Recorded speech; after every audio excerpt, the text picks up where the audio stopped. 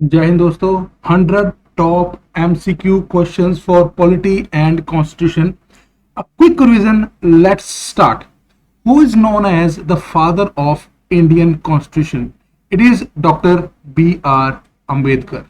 Second question. Which was described by Dr. B.R. Ambedkar as the heart and soul of the Constitution? किसे doctor B are Ambedkar ने constitution का heart और soul कहा है? ये है right of constitutional remedy, that is article number 32. That is our fundamental right. Who proposed preamble before the drafting committee? Drafting committee के आगे preamble किसने प्रपोज किया था? उनका नाम है जी हमारे आदरणीय जवाहरलाल नेहरू जी, हमारे पहले प्रधानमंत्री। What is the current nomenclature of India according to preamble? हमारे कॉन्स्टिट्यूशन के हिसाब से हमारा करेक्ट नोमेनक्लेचर प्रीएम्बल के हिसाब से क्या है? That is sovereign, socialist, secular, democratic, Republic. Next fifth question. Indian constitution is regarded in which form? जो भारतीय संविधान है उसको किस फॉर्म में जाना जाता है? It is federal in form and unitary in spirit. Next question sixth. How many fundamental rights are there in the Constitution? The answer is 6. If the president rule is imposed in the state, then it means the state is ruled by governor of state. जब president rule किसी state में लग जाता है तो वहां पे किसका राज हो जाता है? governor of that state का। Next, which articles cannot be suspended even during emergency? मान लो कि आपके वहां पे emergency लग जाती है तो कौन से आर्टिकल जो हमारे संविधान में दिए गए हैं वो सस्पेंड नहीं होते? That is article 20 and 21। Next, in India how many times the national emergency has been declared? देखिए इंडिया में 3 बार नेशनल इमरजेंसी डिक्लेयर हो चुकी है। पहली कब हुई थी? जब इंडो चाइना वार हुआ था। सेकेंड, जब इंडिया पाकिस्तान वार हुआ था। थर्ड, जब इंटरनल डिस्टर्बेंस के कारण इंदिरा गांधी जी ने यहाँ पे अपोइंट इमरजेंसी लगा दी थी। देखिए यहाँ पे हमने पॉलिटिकल नहीं होना है। अगर मैं किसी को आदरणीय बोल रहा हूँ इसका मतलब ये है कि हमारे वो आदरणीय है, हमारे आदरणीय नरेंद्र मोदी जी, हमारे आदरणीय नेहरू जी, इसलिए कोई पॉलिटिकल चीज नहीं है। लेट्स स्टार्ट, आगे चलते हैं। The constitution has borrowed the idea of preamble from which country? हमने देखिए जब कॉन्स्टिट्यूशन बना था ना, डॉक्टर बी आर अम्बेडकर ने बहुत मेहनत की थी, हर जगह का कॉन्स्टिट्यूशन उठाया था, समझा था, पढ़ा था, फिर जो जो उसमें से क्रक्स था, अच्छी चीजें थी ना, वो हमारे कॉन्स्टिट्यूशन के लिए ले आए थे। आपको पता ही है, सब कुछ पढ़ा है आपने। तो जो प्रीएम्बल था ना वो इंडियन कॉन्स्टिट्यूशन में किस कंट्री से लिया गया था? That is USA, United states of America. Next, जो पार्लियामेंट्री फॉर्म ऑफ गवर्नमेंट है वो कॉन्स्टिट्यूशन में लाया गया था, पर वो भी किस कंट्री से लिया गया था? पार्लियामेंट्री फॉर्म वो लिया गया था यूएसए से ही।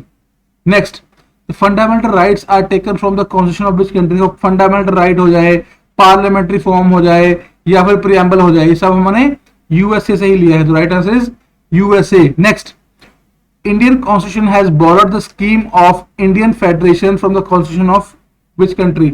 हमारा एक इंडियन फेडरेशन होगा, ये हमारे इंडियन कॉन्स्टिट्यूशन ने किस कंट्री से अडॉप्ट किया था? Right answer is Canada. This is answer, not and. Okay, ये टाइपिंग मिस्टेक हो सकती है। What is the constitutional name of our country?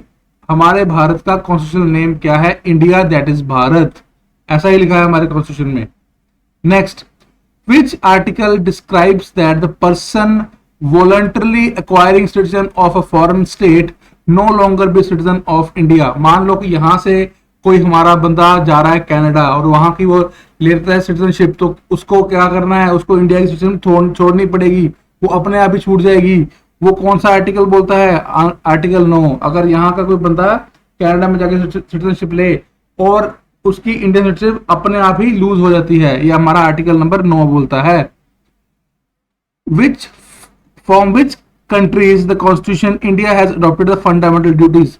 अब फंडामेंटल ड्यूटीज किससे लिया है? रशिया से। यूएसएसआर था तब, आजकल रशिया है। Next, the British the rule of law of the constitution is taken from which country? Rule of law किससे लिया है हमने? ब्रिटिश कॉन्स्टिट्यूशन से।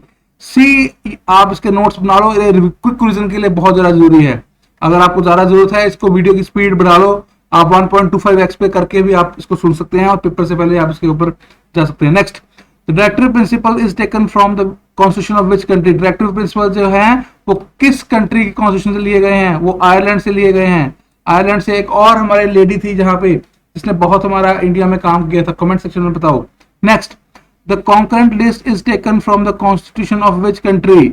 जो कॉन्करेंट लिस्ट है वो किस कंट्री से ली गई है? Right answer is Australia. Australia से ली गई है हमारी कॉन्करेंट लिस्ट। ऑस्ट्रेलिया को इंडिपेंडेंस कब मिली थी? 1 जनवरी 1901 में। ठीक है। Suspension of fundamental rights during emergency is taken from which country. कि फंडामेंटल राइट हमने सस्पेंड कर देने हैं, हमारे फंडामेंटल राइट्स काम नहीं करेंगे इमरजेंसी में, वो किस कॉन्स्टिट्यूशन लिया गया था? जर्मनी। जर्मनी मतलब हिटलर वाली कंट्री। ठीक है। पर फिर भी दो आर्टिकल्स नहीं होते सस्पेंड। कौन कौन से आर्टिकल्स हैं वो मैंने आपको पहले बताया। अभी आपको देखो क्वेश्चन नंबर 8 में आर्टिकल 20 एंड 21 सस्पेंड नहीं होते इमरजेंसी में भी। ठीक है। Next, what is the minimum permissible age for the employment to any factory or mine. कितनी मिनिमम एज रहेगी एम्प्लॉयमेंट के लिए, किसी भी बच्चे के लिए, किसी फैक्ट्री और माइन के लिए? वो है 14 साल। 14 साल से पहले अगर आप बच्चे से काम करवाओगे तो वो गैर कानूनी रहेगा।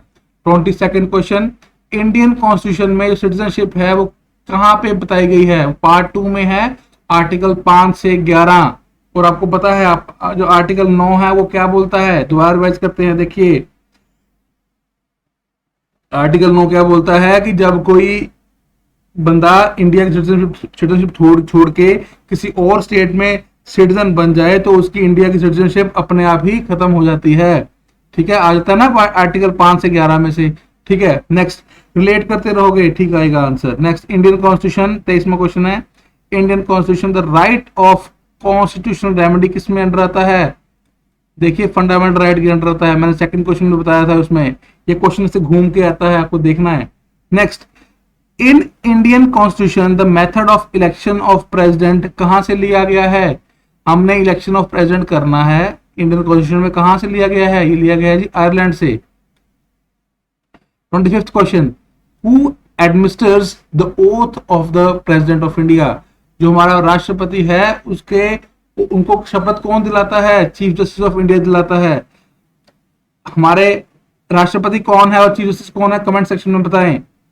Under which article the president can proclaim financial emergency. अभी पीछे कोरोना के टाइम बात हो रही थी कि आपको शायद फाइनेंशियल इमरजेंसी लग जाए इंडिया में पहली बार, वो कौन से आर्टिकल के साथ लगा सकते थे? वो आर्टिकल 360। ठीक है। Next question, what is the total number of fundamental duties mentioned in the constitution. हमारे संविधान में कितनी फंडामेंटल ड्यूटीज दी गई हैं? 11। कहां से ली थी? रशिया से। क्वेश्चन दोबारा रिपीट हुआ है, घूम के आया है। Under which article untouchability is abolished and practice is punishable. Article answer है 5, आर्टिकल 5 से। अब देखिए जहां पर सिटीजनशिप आएगा तभी आपकी अनटचेबिलिटी भी खत्म हो जाएगी। ठीक है। Next, how many writs are there in Indian constitution. देखिए 5 तरह की रिट्स होती हैं और वो रिट्स होती हैं वो आप डायरेक्टली सुप्रीम कोर्ट में जाके भी आप उसको चैलेंज कर सकते हो। हार्बिस कॉर्पस है जी, सेल्टरी है, काफी है इस चीज की। मैं अगली वीडियो में आपको समझाऊंगा उसके बारे में। Next, what are the constituent of the Indian parliament. Indian parliament के कौन कौन से हिस्सेदार हैं? सबसे पहले जी प्रेसिडेंट, सबसे पहला हमारा इंडियन पार्लियामेंट में। Number 2 is Rajya Sabha. Number 3 is Lok Sabha. Who appoints the governor of state in India. Governor को कौन अपॉइंट करता है जी? उसका आंसर है प्रेसिडेंट ऑफ इंडिया, हमारे राष्ट्रपति जी करते हैं, माननीय राष्ट्रपति जी। Question number 32 how many members of upper house Rajya Sabha can be nominated by the president? 12 कर सकते हैं। Next, in the 42nd constitutional amendment of 1976 which word has been added to the preamble। जो 42वां कॉन्स्टिट्यूशनल अमेंडमेंट था वो उस 1976 का, उसमें कौन सा वर्ड ऐड किया था? सेकुलर वर्ड ऐड किया था हमारे प्रीएम्बल में। Next, how many constitutional amendments of the constitution have been made so far? 104 अभी तक हमने कॉन्स्टिट्यूशनल अमेंडमेंट कर दिए हैं। Next, which constitutional amendment acts deal with the disqualification of MP and MLA? It is 52nd amendment act 1985। इसका अगला भी question आएगा, 10th शेड्यूल में आंसर आएगा इसका, ठीक है जी, देखना होगा आगे। Which type of democracy do we follow in India? किस तरह की डेमोक्रेसी हम इंडिया में फॉलो करते हैं? It is representative democracy follow करते हैं हम। Next, 37th question, who has the right to decide whether the bill is money bill or not? कौन डिसाइड करता है कि जो आपका बिल पेश किया है लोकसभा में वो मनी बिल है या नहीं है? स्पीकर ऑफ लोकसभा डिसाइड करता है जी। Next, 38th question, who is the first law officer of the country? पहला लॉ ऑफिसर कंट्री को किसको माना जाता है? अटॉर्नी जनरल को माना जाता है जी पहला लॉ ऑफिसर। ये कौन बने? करोड़पति में क्वेश्चन आया था जब हर्षवर्धन नवाटा जीता था, आपको शायद याद होगा। Who was responsible for the integration of the princely state into the Indian Union after independence? किसको हम रिस्पॉन्सिबल मानते हैं कि हमारे जो 500 से ऊपर रियासतें थी उनको मिला के एक इंडिया बना? किसको, कौन सा सबसे ज्यादा जिम्मेदारी थी? सरदार वल्लभ भाई पटेल का। इसलिए जो statue of unity Modi ji ने बनवाई है वहां पे गुजरात में, देखा है आपने, इनके नाम पे ही है वो, वल्लभ भाई पटेल जी के। इनके नाम पे एक बहुत बड़ा स्टेडियम भी बनाया है अभी उसमें, गुजरात में ही। Next, who is the chairman of NITI Aayog? NITI Aayog का चेयरमैन कौन है? हमारे माननीय नरेंद्र मोदी जी, जो हमारे प्राइम मिनिस्टर हैं। Next, on which date India became a sovereign democratic republic? किस तारीख को इंडिया सोवरन डेमोक्रेटिक रिपब्लिक बना था? आप सभी जानते हैं 26 जनवरी 1950 हमारा जो पहला रिपब्लिक डे था। इससे पहले हम डोमिनियन ऑफ इंडिया बुलाए जाते थे। 15 अगस्त से लेके 1947 से लेके इंडिपेंडेंस से लेके जब तक हम रिपब्लिक नहीं हुए, देखिए दो डेट्स हैं हमारे पास। हम 15 अगस्त को इंडिपेंडेंट हो गए, ठीक है, और 26 जनवरी को हम क्या हो गए? रिपब्लिक हो गए। तो उसके बीच का टाइम क्या था? डोमिनियन ऑफ इंडिया थे हम। Next, who was the chairman of the drafting committee of the Indian constitution? कौन था? Doctor B are Ambedkar ji थे, ठीक है जी। क्वेश्चन जो रिपीट हो रहा है इसका मतलब वो बार बार पेपर में आ गया है।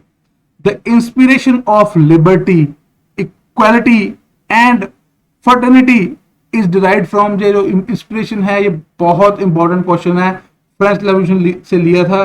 ये क्वेश्चन बहुत बार रिपीट होता है, चाहे एसएससी ले लो, एमएमएन ले लो, जो क्वेश्चन है आपका रिपीट होगा ही होगा। Who was the constitutional adviser to the constituent assembly of India? Answer है इनका ji B N Rau. B N Rau ji इनका आंसर है। Next, what was the term of the state legislative assembly of Jammu and Kashmir? जो पहले जम्मू एंड कश्मीर अर्स्टवाइल हमारा state होता था, अब तो यूनियन टेरिटरी है, उसका कितना टर्म था? 6 साल का था उसका term. The right, next question, right to privacy comes under which article? Article 21। जो राइट टू प्राइवेसी है कौन से आर्टिकल में आता है? राइट टू प्राइवेसी के। Next, what is the term of the office of the vice president in India? कौन सा टर्म है जो वाइस प्रेसिडेंट कितने साल का होता है? 5 साल का जी। अब मेरे को ये बताएं कि which states has got by का कैमरल लेजिस्लेचर? इसमें 2 लेजिस्लेचर है, कौन कौन है? देखिए, आंध्र प्रदेश, बिहार, कर्नाटका, महाराष्ट्र, तेलंगाना एंड उत्तर प्रदेश। इससे पहले एक और स्टेट था जम्मू कश्मीर जो हट गया है अब, ठीक है। उनके पास क्या है? बाई कैमरल लेजिस्लेचर है। Next, 49th question, national income of India is compiled bye? जो इंडिया की नेशनल इनकम है वो कौन कैलकुलेट करता है? इसकी एक ऑर्गेनाइजेशन है, उसका नाम है central statistical organisation. Next, 50th question, the fundamental right to property has been deleted by which act? जो पहले राइट टू प्रॉपर्टी था ना, ये आपका फंडामेंटल राइट था, मतलब सभी के पास था, पर कुछ मिसयूज होने के कारण इसको हटा दिया गया। फंडामेंटल राइट नहीं है, अब लीगल राइट है।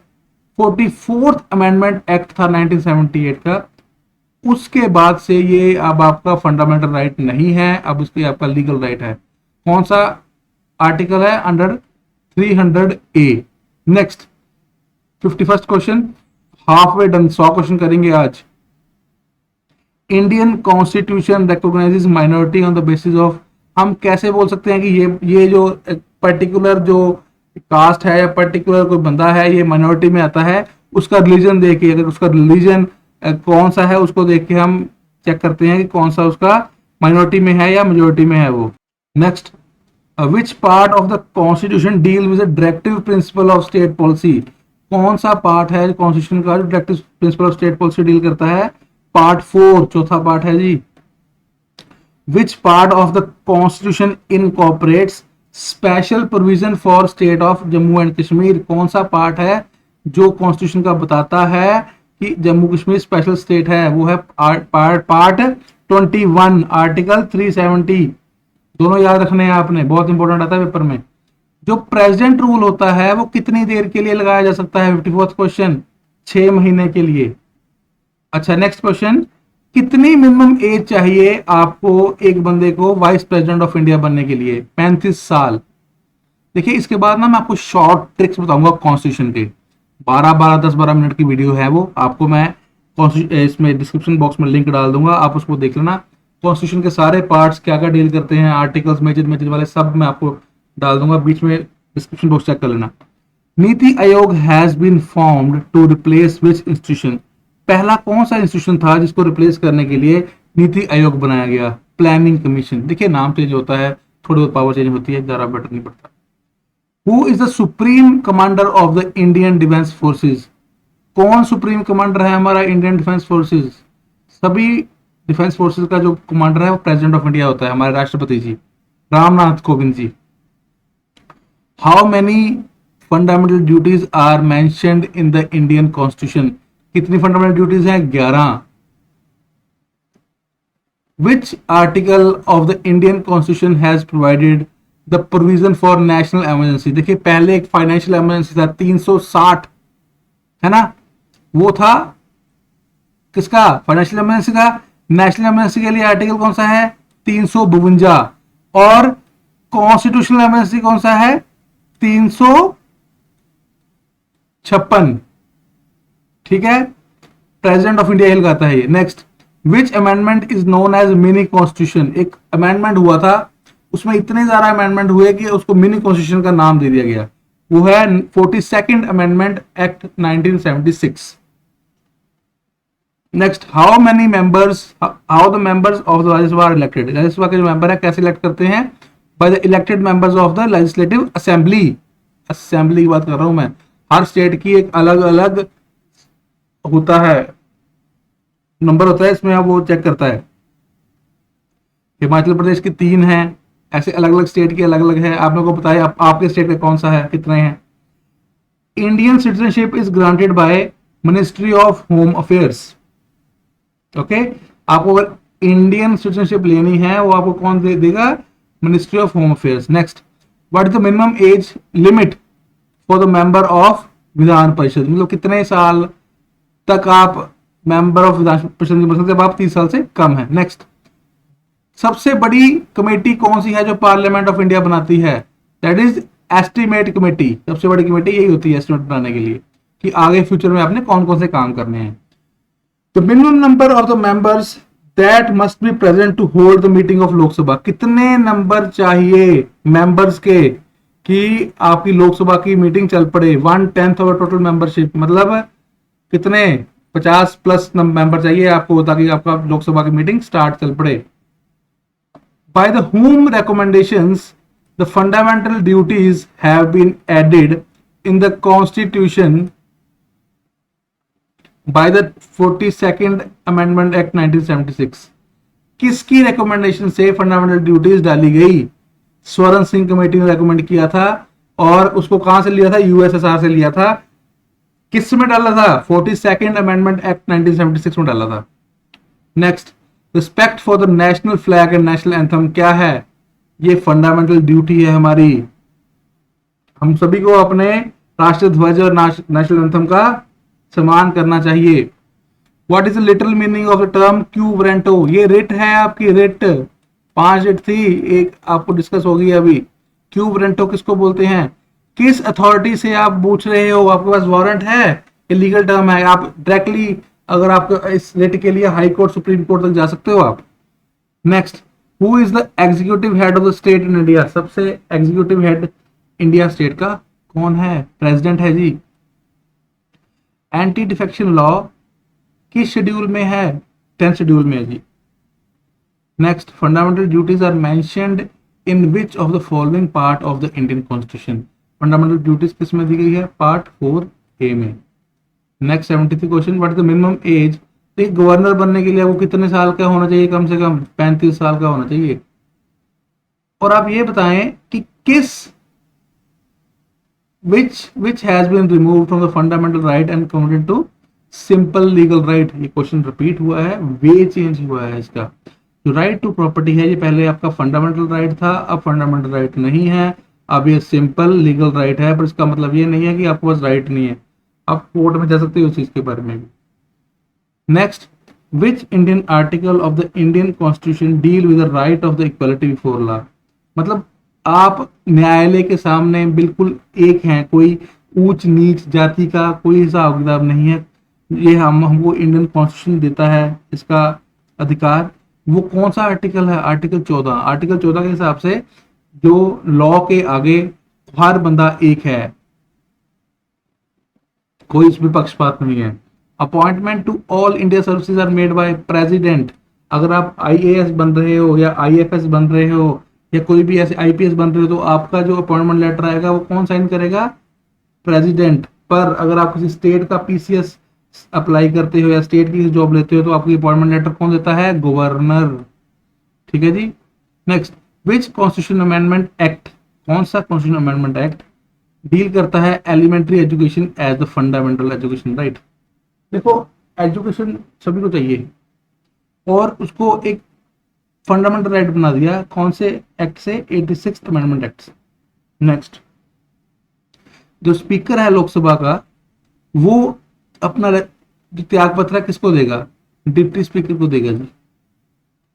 गवर्नर का टर्म कितने साल का होता है? 5 साल का ही होता है।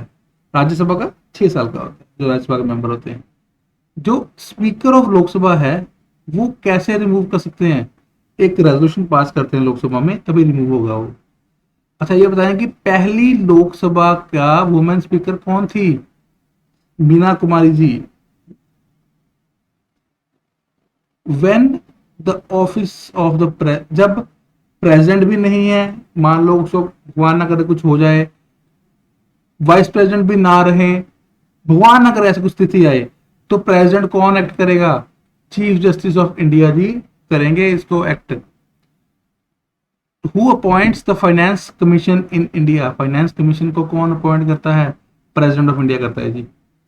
जो रेजिडुअल पावर ऑफ लेजिस्लेशन है इंडियन कॉन्स्टिट्यूशन में किसके पास है? पार्लियामेंट के पास है जी। कौन सा एक्ट जब बना था, अंग्रेज लेके आए थे और इंडियन लेजिस्लेचर को बाइकार्मल कर दिया था, वो कौन सा था? गवर्नमेंट ऑफ इंडिया एक्ट 1919 में एक और कांड हुआ था, जलियांवाला बाग। कहां पे जलियांवाला बाग है? कमेंट सेक्शन में बताएं मेरे को।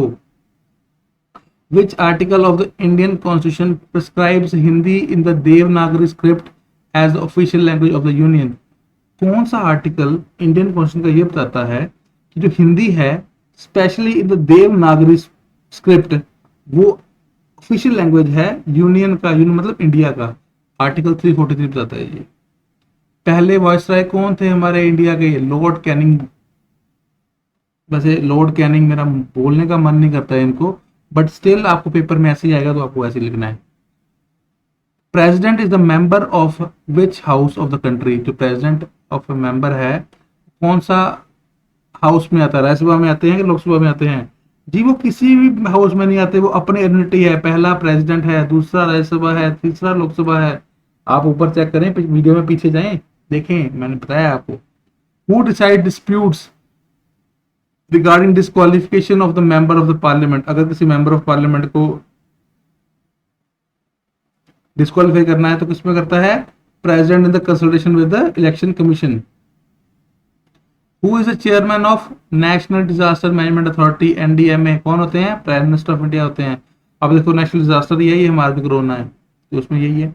The provision of the contingency fund of India या फिर किसी स्टेट के लिए कौन से आर्टिकल में बना है? 260। बहुत इंपॉर्टेंट क्वेश्चन है ये, बहुत important. The protection of interest of minorities इसमें है कि जो अल्पसंख्यक हैं उनकी जो इंटरेस्ट है, मतलब उनका जो हित है किस में संभाल के रखा गया है, आर्टिकल 29 में। पार्ट 4 किस में डील करता है, directive principle of state policy. Question repeat किया है पर उल्टे तरीके से। अब ये बताइए कि इंडियन कॉन्स्टिट्यूशन को हम अमेंड कर सकते हैं, और वो चीज इंडियन कॉन्स्टिट्यूशन के बीच में लिखी गई है, वो प्रोसीजर कौन से आर्टिकल में है, आर्टिकल 368। इस पे आपका यूपीएससी हो, आपका स्टेट पीसीएस हो, एसएससी हो, आरआरबी हो, ग्रुप डी हो, कुछ भी पूछ लो, ये क्वेश्चन घुमा फिरा के लेके आते हैं। Which act introduced separate electorates, मतलब कम्युनल रिप्रेजेंटेशन फॉर मुस्लिम्स, कौन लेके आया था, एक्ट ऑफ 1909। अंग्रेजों की थी ना वो पॉलिसी किया, फूड डालो शासन करो, मुस्लिम को अलग रिप्रेजेंटेशन दे दी कि उनको अलग लड़ा दिया, ऐसा बहुत कुछ गलत किया उन्होंने। The word secular was added in the preamble of the constitution, अभी मैंने आपको बताया पहले भी, 42nd अमेंडमेंट एक्ट में हुआ था। अकॉर्डिंग टू इंडियन कॉन्स्टिट्यूशन किसके पास पावर है अमेंडमेंट डिक्लेयर करने की, प्रेसिडेंट। अगर ये क्वेश्चन रिपीट हो रहा है ना, मतलब क्वेश्चन पेपर में भी रिपीट है, मैंने क्वेश्चन पेपर उठाए हैं पुराने और उसमें से क्वेश्चन निकाले हैं और ये रिपीट हो रहा है। The chairman of public accounts committee of parliament कौन करता है अप्रूव, लोकसभा का speaker. Right to constitution remedy किसमें है, फंडामेंटल राइट।